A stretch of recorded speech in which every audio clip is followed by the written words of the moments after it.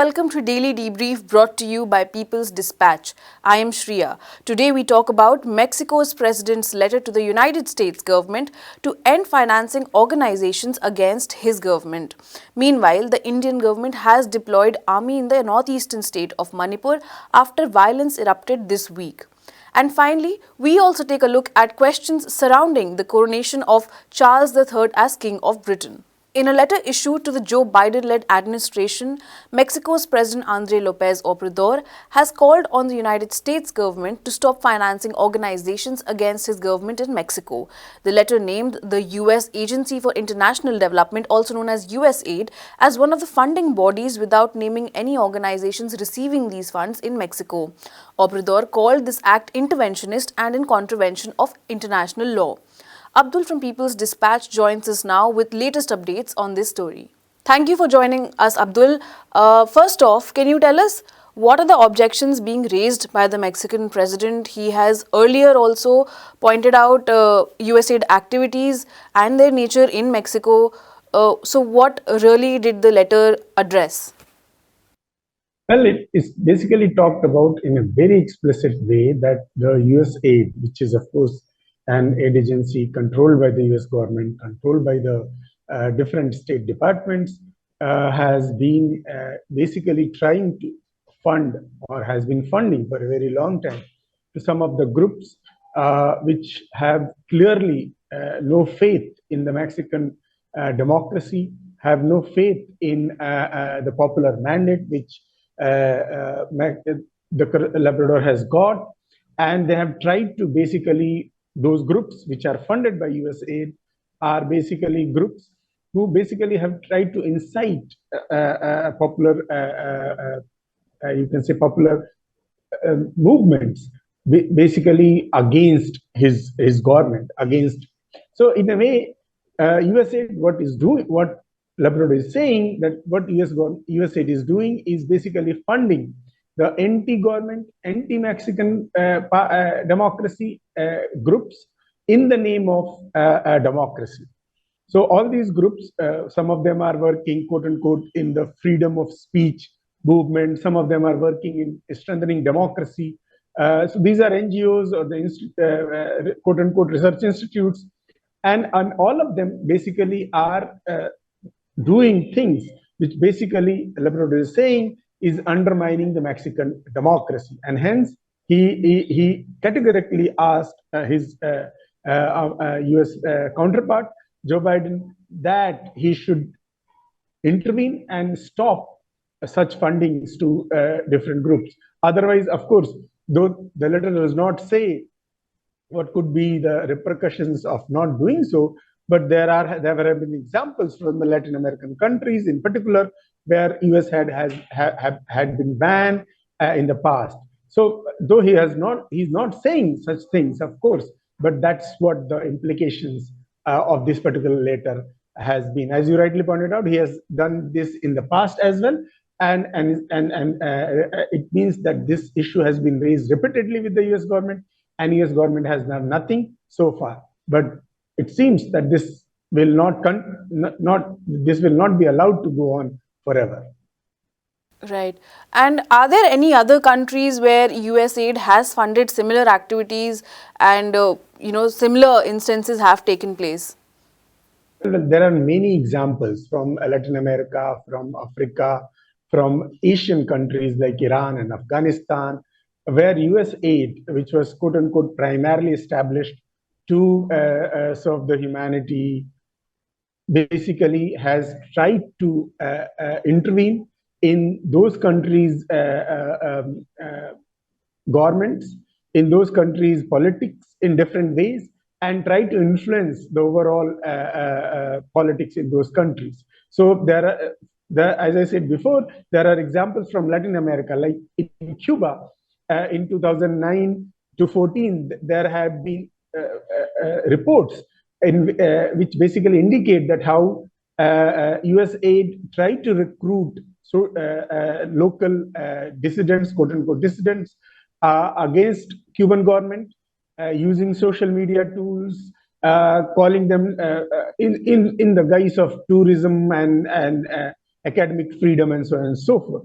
That was a very explicit instance in which US aid was formed in kind of attempting regime change in Cuba. Then US aid was banned in Bolivia again by the then President Evo Morales in again early 2010 for the similar reasons, trying to fund groups which basically were working against the Morales government. And it is very telling that when the coup regime came into power in 2019, it restored the functioning of USAID in the country, in Bolivia. Then there are other examples. For example, in Afghanistan, in Iraq, how USAID has been basically a primary agency to basically get contracts for the US companies in those countries in the reconstruction process, and how it has played massive role in basically kind of creating different kinds of instabilities in different other African countries as well. So it is not for the first time, and Mexico is not the first country which basically has raised objections about USAID's role. USAID, in fact, has a record of kind of doing such kind of interventionist regime change operations in different other countries in the disguise of providing aid, particularly humanitarian aid. If you see this year's budget, which is of USAID and of course combined with the US State Department, which is more than $60 billion. Half of it goes to US aid. And one of the lines in that budget document clearly says that US aid is primarily a tool of pursuing the US national interest. And it is a well-known fact that what is the US national interest has been primarily in the third world countries, in Latin America and in Africa and Asia, where those governments which seem to act independently, autonomously, are seen against the national interest of the US, and there have been attempts made to remove them. And USAID becomes a primary tool along with CIA and others to do such things. Thank you, Abdul. Thank you for joining us and for that update. Violence erupted in India's northeastern state of Manipur this week after events at a protest rally on Wednesday sparked riots in several parts of the state. Since the violence began, the state government has issued shoot-at-sight orders, imposed curfew and suspended mobile internet services in the entire state of Manipur for 5 days.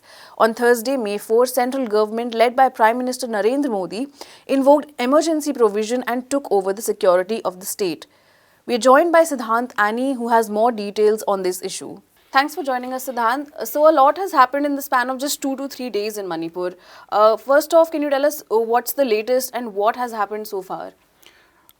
Yes, well, I can at least attempt to. Shreya, thanks for having me. It's an extremely complicated situation. Manipur is a small state in India's northeast. It is a state that is, first for our international viewers who might not be familiar, just for some geographical context, the state is relatively small by Indian standards with a population of about 3.5 million people. A majority of that population resides in the Imphal Valley, which is also the city that is the capital of that state. And predominantly those in the valley are known as the Meitei. They are the dominant community in the state of Manipur, with a population of approximately, because the census hasn't been held for a long time, but approximately just over 50% of the population, 52 to 53%. The remaining 40-something% of the state's population are there's of course a large, significant Muslim population as well. But apart from that, there are various tribes that are kind of organized under either the Naga tribes or the Kuki tribes. The Kukis are the much smaller faction in all of this. And like you said, a lot has been happening over the past 3 days, but the build up to this, in fact, has been happening ever since the Biren Singh government sort of took charge again after the elections last year in Manipur. A narrative building has been in place alongside also executive decision making that has very much created a divide along inter as well as intra-ethnic lines in Manipur, and particularly has drawn lines among the valley people and the hill people, in the sense that particularly the targeting in this period has been against cookies who have been labeled in whether it's rallies by politicians belonging predominantly to the BJP, which also runs the government at the center in India. They have been called all kinds of usual things that you see in right-wing narrative building: illegal immigrants, foreigners, etc., etc., and that kind of language, that they are the threat somehow to the land and safety of what are native people to Manipur. So in that sense, framing all the Kuki people essentially as people who are trespassing on lands that don't belong to them. Now, in addition to this, a couple of other things were also done by the Birren government, one of which was the notification of certain areas, certain villages, as either reserve forest, protected forest, wildlife reserve, or wetland, right? Now, we know from experiences around the world, we've talked recently about Abalali in South Africa, we talked about MST in Brazil, how important the issue of land is to indigenous communities, who have been living and sort of living off the land in these areas for hundreds and hundreds of years. And when you target land, you strike at the very core of the fears and as well as the identities of these communities. After that notification, several villages, Kuki villages, were evicted, houses were razed, people were forced to move, their churches were destroyed, etc., etc. And much of this has been done in the typical way of right-wing governments, which is, and the history of India is replete with these instances, actions by the police in the middle of the night, etc., etc., not proper care given to rehabilitating, of course, the people who live in these villages, all of these things. And simultaneously, the government also suspended unilaterally, withdrew from an agreement between the government of India, the government of Manipur, and groups that are carrying out armed insurgent operations in Manipur. There was a ceasefire in place, suspension of operations was in place. The government decided to withdraw the suspension of operations against two particular armed groups, the Kuki National Army and the Zomi Revolutionary Army. Finally, there is also the demand for the dominant community, the majority community, that's the Meitei community, for scheduled tribe status in India. So to be mentioned in the schedule, which allows for reservations in employment, education, and several other sort of benefits in terms of affirmative action for the community. Now, when this happened, or the latest in this was a High Court order, the tribal communities of the state organized peaceful rallies in several districts of the state, particularly in the hill areas and in Churachandpur, where sort of the impact of these actions by the state was felt most critically and most urgently by the people. These rallies were peaceful, it has to be said. But during the course of a large rally on the 3rd, what happened was that a monument to those who died during the Anglo-Kuki War was destroyed by a mob. That sparked a response, and what we saw later on at night, while the situation in Churachandpur was calmed down, what we saw later at night was that Imphal suddenly exploded. Mobs of hundreds of young men in trucks, pickup vehicles, etc., are roaming the streets. The current situation is extremely bad. Mobile internet has been suspended. We have to remember that this is not a very developed state. So if India is a developing nation, then even within India, Manipur is one of the least developed parts. Not many people have access to broadband internet. Even journalists are not being able to do their work because everyone was so dependent on mobile networks that have now proliferated across the region. And so, many people are cut off.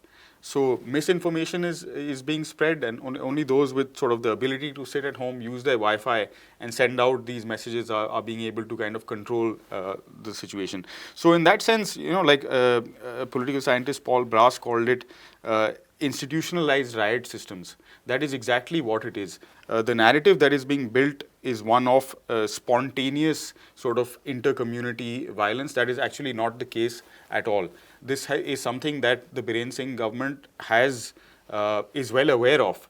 In fact, in the State Assembly, it's been raised by MLAs of the government itself.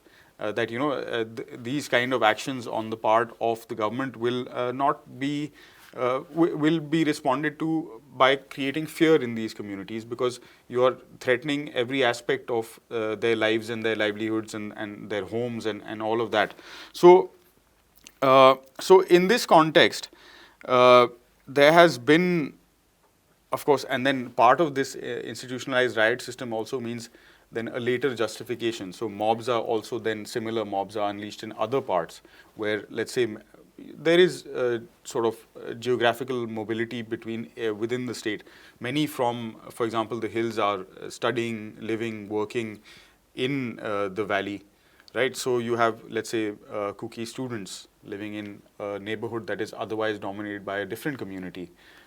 So those sort of most vulnerable people are being targeted at this point, and the state has done little or nothing to control that violence. The state's own police forces also highly communalized, which is what has, I suppose, led to the reaction from the central government, which for the first time in this country's history, it runs the state government, but it has imposed Article 355, which allows the central government to take control of law and order within a particular province, which is otherwise normally the domain or the jurisdiction of the democratically elected government of that state. Thank you so much, Sidhant, for that update. We'll keep following this story with you, and we hope the violence subsides soon. The coronation of King Charles III is set to take place on May 6 this week. This is the first time a British monarch will be crowned in 70 years. The coronation event has drawn attention and criticism in equal measure from several quarters. Questions have been raised about the relevance of the institution and about what it represents, as well as about the costs incurred at a time when the cost of living in the United Kingdom has increased steadily, sparking historic protests last year. Anish from People's Dispatch joins us now for a discussion of the event. Hi Anish, welcome to this episode. There's a lot of talk about the relevancy of the institution of monarchy, but the United Kingdom has also seen historic strikes last year across sectors, and because of the increasing cost of living in the country. At this point of time, a coronation, an event like this with such huge costs, how does one look at it?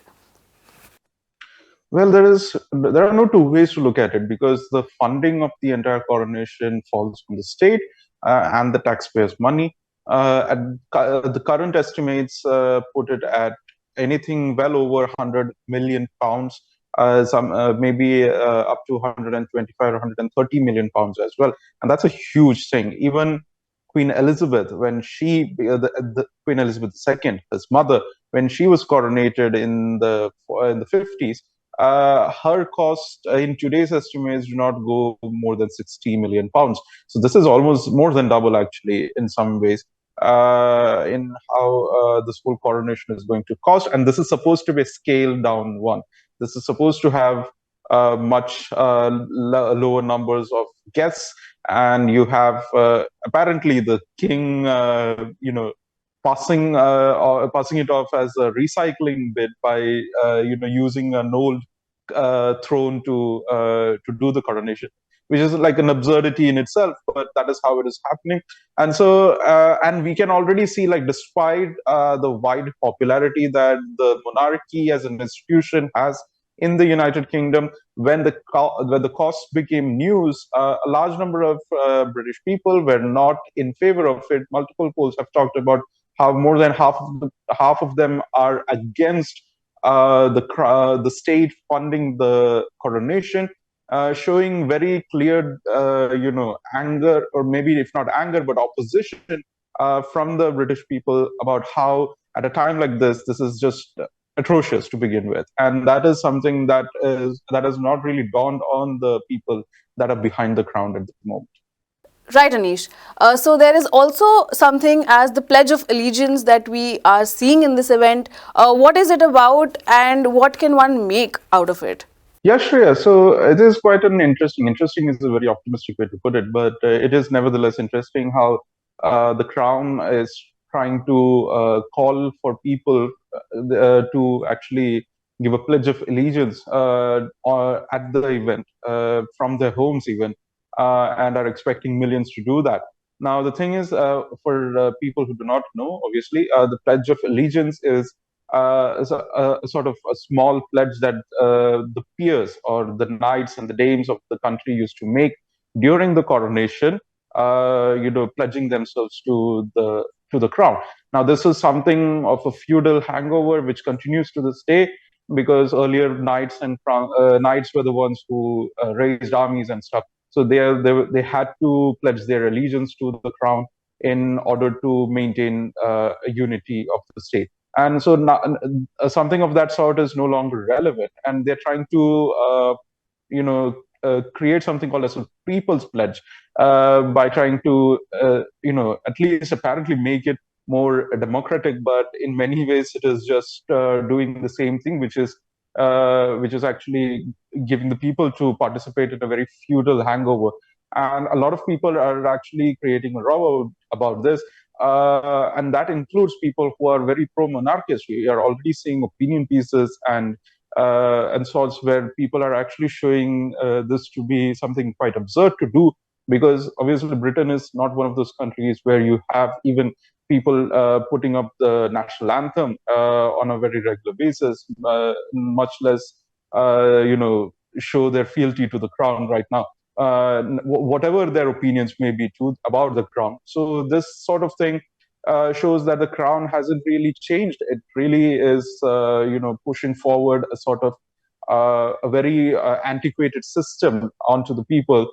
And with Charles III, it is not going to be any different right now. And that shows, that is also one of the reasons why the Republicans are showing very clear discomfort and are showing their protest at the moment. Yeah. Talking of Republicans, Anish, Jamaica has announced that it's going to sever ties with the British monarchy. What led to Jamaica making this decision? Well, a lot of things actually. It is a Caribbean country. It is a black majority country. Most of them descendants of the slaves that were brought from Western Africa by British colonizers, which includes the crown as well. And so obviously that baggage is something that Jamaica wants to shed and move forward. Even though it got its independence in the 60s, I mean, at least in the terms of political autonomy and having an independent foreign policy and so on. But it nevertheless continued to maintain a relationship through the crown with the British kingdom, and that has not really set very well with many of the progressives on the island.